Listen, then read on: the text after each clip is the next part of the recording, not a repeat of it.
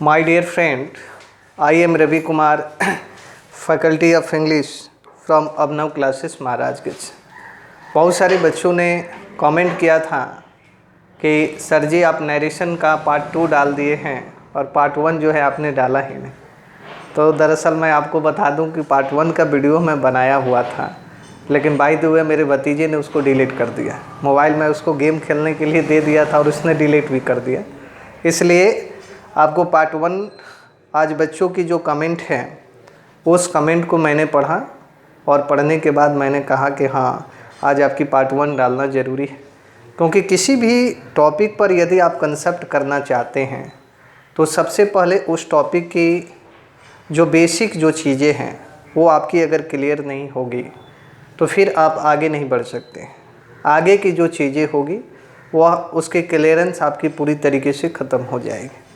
इसलिए मेरे प्यारी बच्चों, आज मैं नरेशन का जो पार्ट 1 है उस नरेशन के पार्ट 1 पर हम लोग चर्चा करेंगे। मैं आपको सजेस्ट कर दूं कि कोई भी टॉपिक यदि आप पढ़ते हैं तो वैसी परिस्थिति में सबसे पहले आप उस टॉपिक के बारे में समझ लें, क्योंकि यदि आप उस टॉपिक के बारे में समझ जाते हैं तो आपकी 70% काम आपका वहीं पे हो जाता है और बाकी जो चीज़ें हैं वह आपके चेहरे पर क्रीम पाउडर की तरह चमकती हुई नज़र आती है।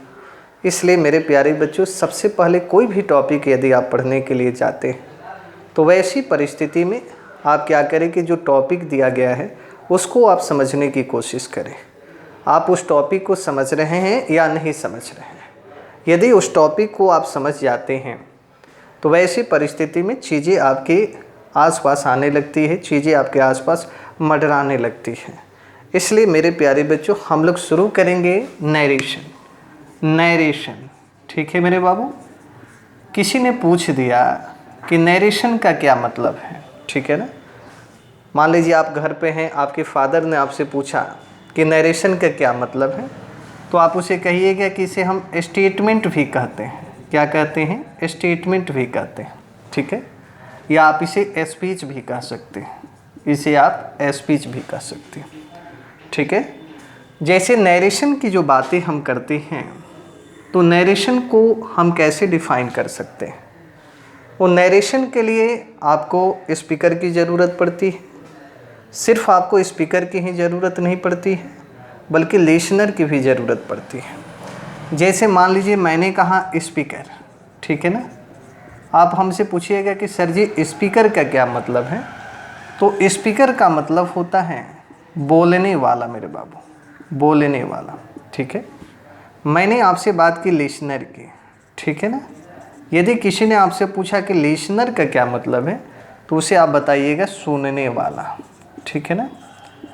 ये जो मैंने आपको बताया स्पीकर और लिसनर, यहीं से आपकी जो नरेशन की जो डेफिनेशन है, नरेशन की जो परिभाषा है, वो नरेशन की परिभाषा यहाँ से निकलती है।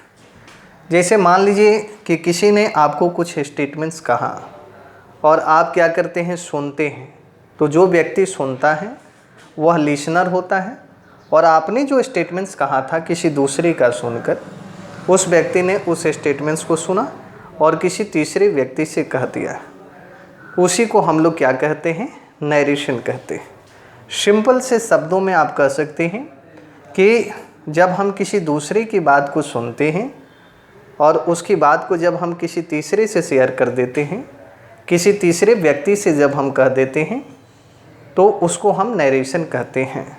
तो बात वही हुई कि स्पीकर का होना बड़ी ज़रूरी है, और जो लिसनर है, जो सुनने वाला है, वह सुनने वाला भी आपका होना चाहिए।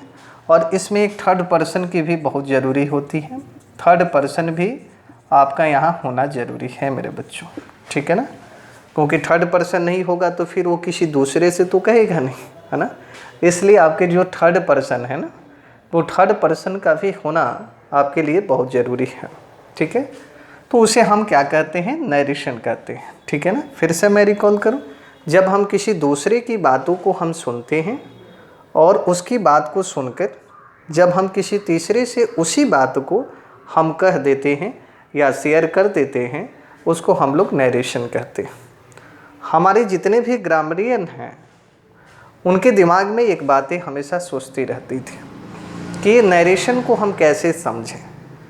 तो उन्होंने नरेशन को तो ये कहा कि एक स्पीकर होना चाहिए, एक लिसनर होना चाहिए, लेकिन उन लोगों ने क्या कर दिया कि जो नरेशन है ना बाबू, इसको अच्छी तरीके से समझने के लिए उन्होंने इस नरेशन को दो हिस्सों में बांट दिया। अब आप हमसे पूछेंगे कि सर जी जो दो हिस्सा है वह कौन कौन सा हिस्सा है। किसी ने कहा कि मैं इसे एक डायरेक्ट स्पीच या नरेशन का नाम दे देता हूँ। फिर दूसरे ने कहा कि मैं इसे इनडायरेक्ट स्पीच या नरेशन का नाम दे देता हूँ। ठीक है ना। क्यों नाम दे दिया गया? क्योंकि वो नरेशन को काफ़ी अच्छी तरीके से समझना चाहते थे।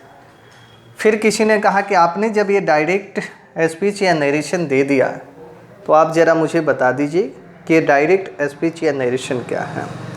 आपने जब इनडायरेक्ट स्पीच या नरेशन का नाम दे दिया तो आप मुझे बता दीजिए कि इनडायरेक्ट स्पीच या नरेशन क्या होता है। गलती से भी यदि किसी ने आपको चेक करने की कोशिश की और उसने आपसे गलती से पूछ लिया कि डायरेक्ट स्पीच या नरेशन क्या है, उसे आप किस तरीके से परिभाषित कर सकते हैं, तो आप उसे कहिएगा कि इसके लिए क्या होता है, एक स्पीकर होता है। उस स्पीकर की बात को हम जब सुन लेते हैं और सुनने के बाद उसने जो कुछ भी कहा उसी को हम उसके शब्दों में जवाब दे देते हैं, उसको हम डायरेक्ट स्पीच कहते हैं। जैसे हम कह सकते हैं कि when we listen to the statement of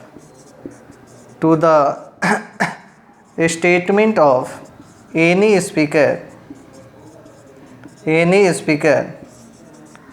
and reply in the same words. ठीक है, सेम वर्ड्स। ठीक है मेरे बच्चों। व्हेन का मतलब आप भलीभांति जानते हैं, जब we listen to the statement of any speaker, जब हम किसी स्पीकर की बात को जब हम सुनते हैं, ठीक है ना, and reply in the same words, और उसी के शब्दों में हम जवाब देते हैं, उसको हम लोग कहते हैं डायरेक्ट स्पीच या नरेशन। जैसे मैंने आपको एक एग्जाम्पल के लिए सेंटेंस लिया, मैंने कहा कि he said to me I am your friend. ठीक है, ये आपके सामने एक सेंटेंस है, ठीक ना। मैंने कहा कि he said to me I am your friend, ये आपके सामने एक सेंटेंस है। ये स्पीकर की सेंटेंस है, किसी स्पीकर ने, बोलने वाले ने इस सेंटेंस को आपको बोल दिया। ठीक है, बोलने के बाद आपने इस स्टेटमेंट्स को सुना और सुनने के बाद आपने इसी स्टेटमेंट्स को दोहरा दिया, माने उसी के शब्दों में आपने जवाब दे दिया। ठीक है ना। यहाँ तक ये क्या बन गया आपका डायरेक्ट स्पीच या नरेशन। ठीक है, यदि कोई स्पीकर हमें कोई बात कहता है और उसकी बात को हम सुन लेते हैं और उसी के शब्दों में हम उसे रिप्लाई कर देते हैं, उसको हम लोग डायरेक्ट स्पीच या नरेशन कहते हैं। लेकिन फिर दूसरे ने पूछा, ये तो बात मुझे समझ में आ गई, लेकिन आप इनडायरेक्ट स्पीच या नरेशन को कैसे आप कहोगे। इनडायरेक्ट स्पीच या नरेशन की जो बात करते हैं मेरे बच्चों, इसमें किसी स्पीकर की बात को हम सुनते हैं और सुनने के तत्पश्चात उसी के शब्दों में हम जवाब नहीं देते, बल्कि वहाँ शब्द अपना हो जाता है, मतलब अपने शब्दों में हम उसे रिप्लाई करते हैं, हम उसे जवाब देते हैं, उसको हम कहते हैं इनडायरेक्ट स्पीच या नरेशन। हमने क्या कहा कि when we listen to the statement of any speaker and reply in our own words. ठीक है ना। यहाँ आप देख लीजिए ज़रा, व्हेन का मतलब क्या है मेरे बाबू। व्हेन का मतलब जब we listen to the statement of any speaker, किसी स्पीकर की जब बात को हम सुनते हैं, ठीक है, and reply in our own words, और उसको हम अपने शब्दों में उसे रिप्लाई करते हैं मेरे बच्चों, जवाब देते हैं, उसे हम कहेंगे इनडायरेक्ट स्पीच या नरेशन। फिर दूसरे ने पूछा कि नहीं नहीं, इससे काम मेरा नहीं चलने वाला, आप इसे एक एग्जाम्पल के माध्यम से इसे आप मुझे समझाइए। तो जहाँ तक आप एग्जाम्पल की बात करते हैं, ये रहा आपका सेंटेंस डायरेक्ट स्पीच का, लेकिन इसी को हम यहाँ लिख दें। यहाँ मैं लिख रहा हूँ बाबू, ही है तो ही लिख देंगे, सेड है तो उसको टोल्ड में बदलेंगे। टू जो प्रीपोजिशन है उस प्रीपोजिशन को यहाँ से रिप्लेस कर देंगे। रिप्लेस का मतलब हुआ यहाँ से टू प्रीपोजिशंस को हम यहाँ से हटा देंगे। आपका बच जाता है मी, इस मी को यहाँ लिख देंगे। यहाँ आप देख रहे हैं कि इन्वर्टेड कॉमा दिया गया है, इस इन्वर्टेड कॉमा को यहाँ से हटा देते हैं और उसके बदले में आप क्या करते हैं, डैट का प्रयोग करते हैं। आई चूँकि फर्स्ट पर्सन है तो यह सब्जेक्ट के अनुसार बदलेगा, तो यहाँ हो जाएगा ही। चूँकि एम है और पास्ट में रिपोर्टिंग स्पीच है तो वाज। योर आप देख रहे हैं, यह योर सेकंड पर्सन है, माने यू का पॉसेसिव एडजेक्टिव है। तो यहाँ सेकंड जो पर्सन है वह वाक्य के ऑब्जेक्ट के अनुसार बदलता है। इस वाक्य की ऑब्जेक्ट क्या है, तो आपने देखा कि इस वाक्य की ऑब्जेक्ट आपका मी है। तो किसी ने आपसे मी का पॉसेसिव एडजेक्टिव पूछ लिया तो आप उसे बताइएगा माई, और फ्रेंड है तो उसे आप लिखिएगा फ्रेंड। हमने देखा कि पहले वाला जो स्टेटमेंट था यह आपके डायरेक्ट स्पीच का स्टेटमेंट्स था, लेकिन दूसरे वाला जो स्टेटमेंट्स है यह आपके डायरेक्ट स्पीच के स्टेटमेंट्स नहीं है, बल्कि यह आपके इनडायरेक्ट स्पीच का स्टेटमेंट है। पहले वाले स्टेटमेंट्स का मतलब था कि उसने मुझसे कहा आई एम योर फ्रेंड, मैं तुम्हारा दोस्त हूँ। लेकिन दूसरे वाले स्टेटमेंट्स की जहाँ तक आप बात करते हैं, इसका मतलब हुआ कि उसने मुझसे कहा कि ही वॉज माई फ्रेंड, वह मेरा दोस्त था। इन दोनों स्टेटमेंट्स में आपको फ़र्क नज़र आ रहा होगा। तो मेरे प्यारे बच्चों, तो ये किसी ने डायरेक्ट स्पीच या नरेशन यदि आपसे पूछा तो उसे आप इस एग्ज़ाम्पल के माध्यम से उसे आप समझाने की कोशिश करें, क्योंकि मेरा ऐसा मानना है कि एग्ज़ाम्पल के माध्यम से जब चीज़ों को हम समझाते हैं या कन्विंस करते हैं किसी दूसरे को, तो वो चीज़ें काफ़ी बेहतर तरीके से आपकी क्लियर होती चली जाती है। तो यदि किसी ने आपसे पूछ लिया कि डायरेक्ट स्पीच या नरेशन के बारे में आप क्या जानते हैं, इनडायरेक्ट स्पीच या नरेशन के बारे में आप क्या जानते हैं, तो वैसी परिस्थिति में आप उसे इस हिसाब से आप उसे रिप्लाई करेंगे। Please take a review, then I could come on the next point my friend. आप इसे करें।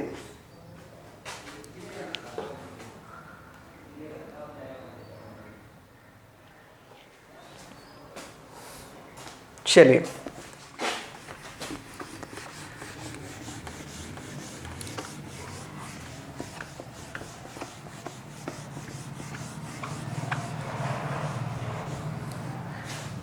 किसी डायरेक्ट स्पीच के स्टेटमेंट्स को जब आप उसे इनडायरेक्ट स्पीच में आप जब उसे कन्वर्ट करना चाहें, कुछ उसके बेसिक रूल्स हैं। उस बेसिक रूल्स को हम समझेंगे। एक सबसे पहले मैं एक सेंटेंस लिख देता हूँ और उस सेंटेंस के माध्यम से ही आपकी तमाम जो चीज़ें हैं उसको मैं आसानी तरीके से क्लियर कर देता हूँ। आप इसे देखें, यहाँ एक पाई चार्ट हम बना रहे हैं। इसमें हमने लिखा है केस टेबल, ठीक है।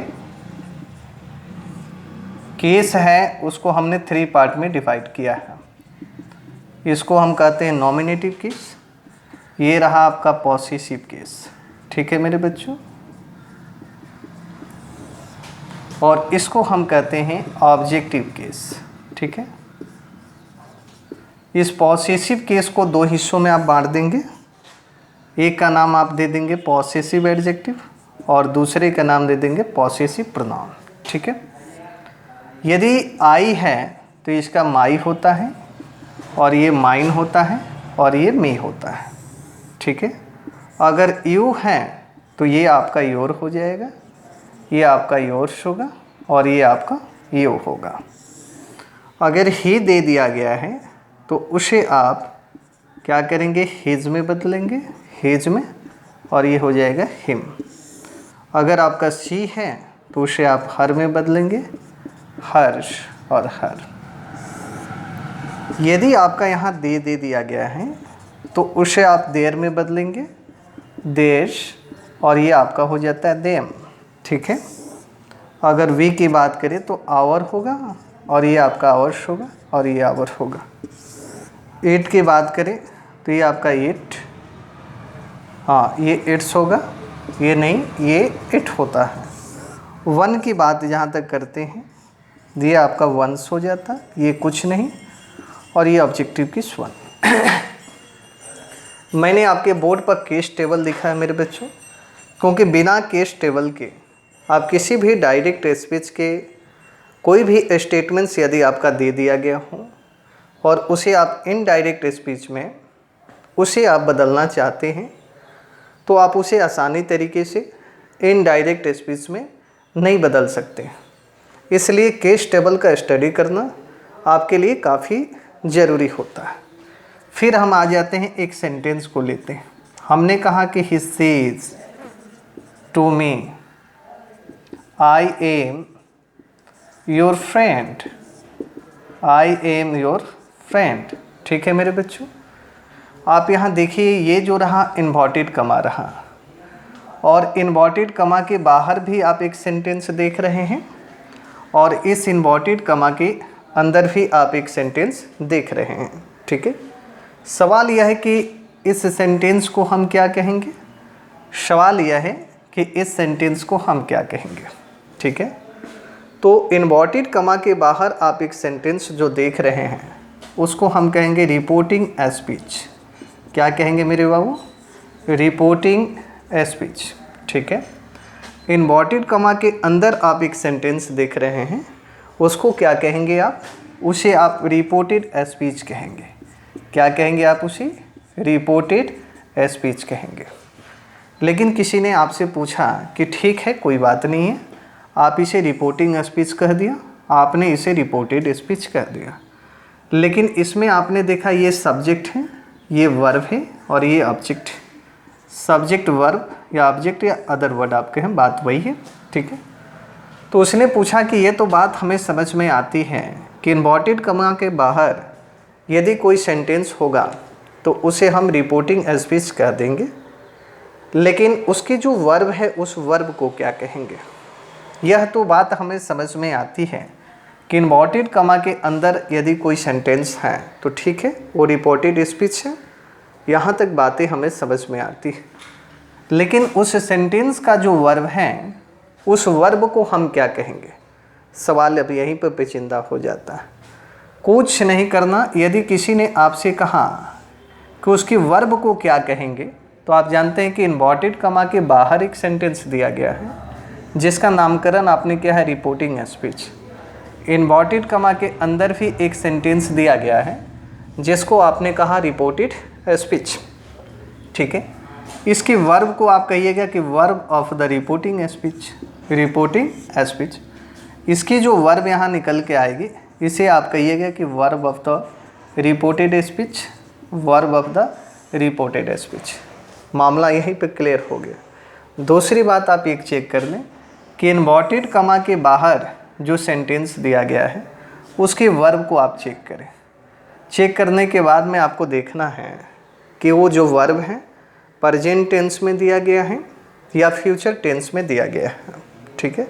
यदि वो आपका प्रेजेंट में दिया रहेगा या फ्यूचर में दिया रहेगा, ठीक है ना, और उसके बाद आप चेक कर लें कि कोई ऑब्जेक्ट दिया गया है कि नहीं दिया गया। क्या क्या चेक करना है मेरे बच्चों, आप चेक कर ले कि वो प्रेजेंट में दिया गया है, ठीक है ना, आप चेक कर ले कि वो फ्यूचर में दिया गया है, और उसके बाद कोई ऑब्जेक्ट है या कोई ऑब्जेक्ट नहीं है। यहाँ तक चीज़ें क्लियर हो गई आपकी। तो मेरे प्यारे बच्चों आप यहाँ चेक करिए, आप देख रहे हैं कि सेज जो है ये प्रेजेंट इंडेफिनिट में दिया गया है। थोड़ी दूर आगे और बढ़ते हैं तो आपने देखा कि यहाँ एक ऑब्जेक्ट भी दिया गया है। ठीक है। ये तो चीज़ें क्लियर हो गई, क्योंकि रवि सर ने बताया चेक करें कि प्रेजेंट है या फ्यूचर है ऑब्जेक्ट। तो वैसी परिस्थिति में आप क्या करेंगे कि ये जो सेज हैं उसको हम क्या करेंगे, टेल्स में बदलेंगे, और ये टू प्रीपोजिशन है इसको यहाँ से कैंसिल करेंगे, और ये जो मी है मतलब उस ऑब्जेक्ट को हम लिख देंगे। थोड़ी दूर आगे और बढ़ते हैं तो यहाँ देखते हैं कि इन्वर्टेड कमा दिया गया है, तो उस इन्वर्टेड कमा को हम क्या करेंगे, तो उस इन्वर्टेड कमा के बदले में आप डैट लिखेंगे मेरे बाबू, ठीक है, डैट लिखेंगे। और आगे जब हम बढ़ते हैं तो यहाँ पर्सन आ जाता है। तो पर्सन के लिए एक फार्मूला याद आप रखिएगा जिसको हम कहते हैं SON।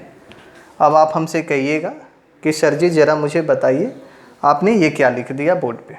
तो मैंने आपको लिखा ये फर्स्ट पर्सन है, ये आपके सेकंड पर्सन को इंडिकेट करता, और ये आपको थर्ड पर्सन, और जहाँ तक आप एस की बात करते हैं ये आपके सब्जेक्ट को इंडिकेट करता है, और ओ की जो बात करते हैं ये ऑब्जेक्ट को इंडिकेट करता, और एन की बात करते हैं नो चेंज।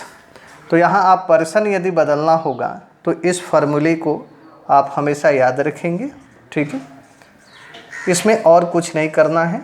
और उसके बाद आप जो केस टेबल देख रहे हैं ये आपके दिमाग में हमेशा के लिए पुटअप होना चाहिए। एक दो एग्जाम्पल हम प्रैक्टिस करते हैं। जैसे हमने आपसे कहा कि ही सेज टू मी, ठीक है, आई am your friend, I am your friend, ठीक है। मैंने आपसे क्या कहा, हमने कहा कि इन्वर्टेड कमा के बाहर आप ज़रा इसको चेक करिए। तो आपने पाया ये तो रिपोर्टिंग स्पीच है। मैंने कहा कि वर्ब को चेक करना है, आपने इसकी जो वर्ब है उस वर्ब को चेक कर ली। आपने पाया कि यह प्रेजेंट में दिया गया है, चलो ठीक है प्रेजेंट में है। मैंने आपको यहाँ बताया था कि उसके बाद आप चेक करो कि कोई ऑब्जेक्ट दिया गया है या कोई ऑब्जेक्ट नहीं दिया गया है। आपने पाया कि देखिए ये सेज के बाद में एक ऑब्जेक्ट दिया गया है। यहाँ पर अब आपकी सवाल कोई नहीं उठेगा, आप डायरेक्टली आप ये करेंगे कि ही है तो ही लिख देंगे। आपने देखा सेज है, उसको अब टेल्स में आप बदल देंगे। आगे आपने थोड़ी दूर बढ़ा तो आपने देखा यहाँ टू प्रीपोजिशन दिया गया है, ठीक है। जब आप इनडायरेक्ट में जब बदलेंगे तो आपका जो टू प्रीपोजिशन है उस टू प्रीपोजिशन को हम रिप्लेस कर देंगे, उस टू प्रीपोजिशंस को हम हटा देंगे, तो बच जाएगा आपका ऑब्जेक्ट। इस मी को आप क्या करेंगे, यहाँ आप लिख देंगे। फिर थोड़ी दूर आगे बढ़ते हैं तो ये इन्वर्टेड कमा हमें दिखाई देता है। इन्वर्टेड कमा को हम क्या करेंगे, रिप्लेस कर देंगे, उसे हम हटा देंगे और उसके बदले में हम डैट का प्रयोग कर देंगे, ठीक है। ये जो आई है ना बाबू, आई आपका फर्स्ट पर्सन है, ठीक है। यहाँ हमने कहा कि जो फर्स्ट पर्सन है उसको आप सब्जेक्ट के अनुसार बदल दीजिए।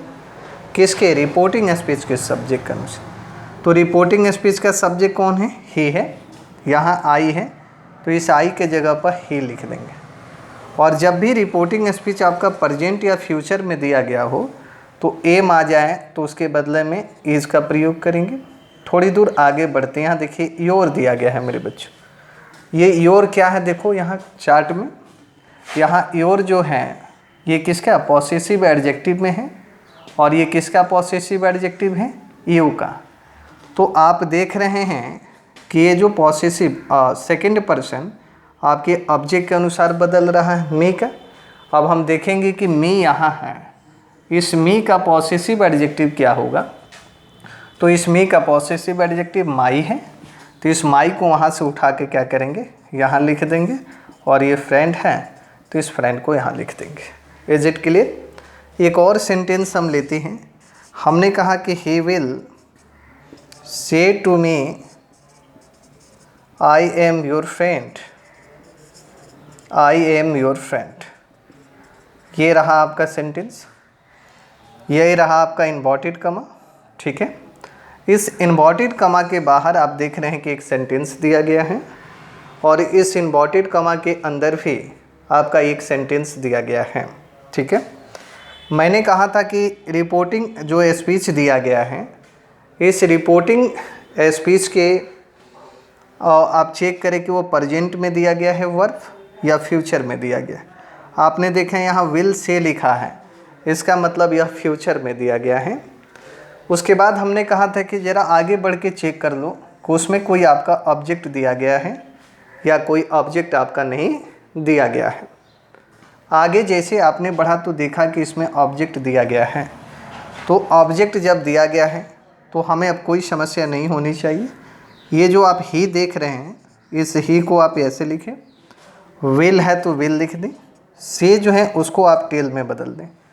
ये जो टू है इस टू को रिपोर्टिंग स्पीच से हम इसे रिप्लेस कर देंगे, हम इसे हटा देंगे, तो हमारा बच जाता है मी। मी का मतलब क्या है, आपके ऑब्जेक्टिव फॉर्म में दिया गया है। इस मी को हम क्या करेंगे, यहाँ लिख देंगे। थोड़ी दूर आगे और बढ़ते हैं तो हम देखते हैं कि यहाँ इन्वर्टेड कॉमा दिया गया है, और मैंने आपको बताया था कि इस इन्वर्टेड कॉमा के बदले में आप क्या यूज़ करेंगे, डैट यूज़ करेंगे। ठीक है, we often use in spite of inverted comma. ठीक है, तो आपने क्या किया कि इस इन्वर्टेड कॉमा को यहाँ से रिप्लेस किया, माने we have replace in this inverted comma here, और इसके बदले में आपने क्या किया कि डैट का प्रयोग कर दिया। फिर मसला आ जाती है पर्सन को लेकर। यहाँ देखिए फर्स्ट पर्सन दिया गया है। आप यहाँ चार्ट को याद रखें, मैंने आपको बताया था कि यदि फर्स्ट पर्सन यदि आपका यहाँ मिल जाए तो उस फर्स्ट पर्सन को सब्जेक्ट के अनुसार आप बदल देंगे। आप ज़रा बताइए ये किसके अनुसार बदलेगा, ही के अनुसार, और ये जो है यहाँ इज होगा। फिर देखिए योर, योर देखिए किस में दिया गया है, पॉसेसिव एडजेक्टिव में। किसका पॉसेसिव एडजेक्टिव है, तो इस यू का पॉसेसिव एडजेक्टिव है। तो ऑब्जेक्ट के अनुसार बदलता है, तो ऑब्जेक्ट के स्थान पर मी है तो उसका पॉसेसिव एडजेक्टिव क्या होगा, माई होगा। आप यहाँ माई फ्रेंड लिखें। ठीक है, ये बन गया आपका इनडायरेक्ट स्पीच। लेकिन अगर सेंटेंस आपका इस तरीके से दिया गया हो, ही सेज, फिर you are my friend, you are my friend, ये सेंटेंस आपका दे दिया गया मेरे बच्चों। ठीक है, आप चेक कर ले, ये तो रहा आपका सब्जेक्ट, ये रहा वर्ब, ये रहा सब्जेक्ट, ये रहा वर्ब, और यहाँ से यहाँ तक को हम अदर वर्ड के अंतर्गत इसे हम पुट कर सकते हैं या इसे हम रख सकते हैं। सवाल हमने आपसे यह पूछा था कि रिपोर्टिंग स्पीच को आप चेक करें कि वो आपका प्रेजेंट में दिया गया है या फ्यूचर में दिया गया है। फिर थोड़ी देर आगे बढ़ते हैं तो आप उसे यह भी चेक कर लें कि वो ऑब्जेक्ट है या उस वाक्य में ऑब्जेक्ट नहीं है। ठीक है, आपने देखा कि इसमें कोई ऑब्जेक्ट तो दिख ही नहीं रहा, तब आप क्या करेंगे, कुछ नहीं करना है। ये जो ही है, ही को वैसे रहने दें, सेज को भी वैसे ही आप लिखें जैसे लिखा हुआ। ये जो इन्वर्टेड कॉमा है इसको आपको यहाँ से रिप्लेस करना होगा, और इसके बदले में आप डैट दे दें। चूँकि यू सेकंड पर्सन है तो आपने देखा कि सेकंड पर्सन ऑब्जेक्ट के अनुसार बदलेगा। अब सवाल यहाँ क्रिएट हो गया कि इस वाक्य में तो कोई ऑब्जेक्ट है ही नहीं। तो ऐसी परिस्थिति में ऑब्जेक्ट आप अपने मन से यहाँ कुछ भी पुट कर सकते हैं, चाहे आप मी रख लें, चाहे आप यू रख लें, चाहे आप हिम या हर रख सकते हैं। सपोज़ कीजिए कि आपने यहाँ ऑब्जेक्ट मान लिया है मी, लेकिन आपने क्या देखा, ये जो सब्जेक्ट है इसको तो आप ही मी के अनुसार आप बदलेंगे, तो मी के यहाँ पर आई होगा, और इस आई के अनुसार हम क्या करेंगे, एम का प्रयोग करेंगे, क्योंकि आप देख रहे हैं प्रेजेंट का सेंटेंस है। और आगे जब आप बढ़ते हैं तो ये माई देखते हैं। आप देखिए माई कहाँ लिखा हुआ है चार्ट में, तो ये माई आपका पॉसेसिव एडजेक्टिव है। किसका, इसकी पॉसेसिव एडजेक्टिव है। तो आप ज़रा देखिए ये जो पॉसेसिव फर्स्ट पर्सन दे दिया गया, ये किसके अनुसार बदलेगा, सब्जेक्ट के अनुसार। इस वाक्य की सब्जेक्ट कौन है, ही है। तो जब माई जो है पॉसेसिव एडजेक्टिव में आपका है, तो आपका जो सब्जेक्ट है ये भी पॉसेसिव एडजेक्टिव में होना चाहिए। आप ज़रा देखिए ये रहा ही, और ही का पॉसेसिव एडजेक्टिव क्या है, हेज है, तो यहाँ पे क्या लिखेंगे, हेज लिखेंगे, और फ्रेंड है तो आप यहाँ पर डॉटेड करके फ्रेंड लिख सकते हैं। माय डियर फ्रेंड्स, मैं आशा करता हूँ कि आपको ये काफ़ी अच्छी तरीके से समझ में आया होगा। और मेरे प्यारे बच्चों, आप सभी के लिए मैं इतना प्रयत्न कर रहा हूँ, इसलिए मैं आप सबसे रिक्वेस्ट करते हुए कहता हूँ कि मेरी ऑक्सीजन को है आप बढ़ाते रहिए, ताकि मैं आवश्यकता से अधिक ऑक्सीजन लेता रहूं, और आप सभी के लिए इतनी मेहनत मैं करता रहूं, ताकि आप सब मेरे वीडियो को देखकर आप अपनी जो पूरी जो सिलेबस है उस पूरी सिलेबस को आप अच्छी तरीके से कंप्लीट कर सके। और आज के लिए मेरे बच्चों इतना ही। लेकिन जाने से पहले मैं आप सबको एक संदेशा देना चाहता हूँ कि मेरे इस वीडियो से आप काफ़ी ज़्यादा लाभान्वित होंगे। तो मेरी जो चैनल है उसको आप सब्सक्राइब ज़रूर कीजिएगा, लाइक भी कीजिएगा, और साथ ही साथ में शेयर भी कीजिएगा, और दूसरे बच्चों को भी आप शेयर कीजिएगा, ताकि आपकी तरह दूसरे बच्चे भी मेरे वीडियो से वो सारी चीज़ें सीख सके, जो सारी चीज़ें उनके एग्ज़ाम के लिए काफ़ी महत्वपूर्ण होगी। थैंक यू मेरे बच्चों।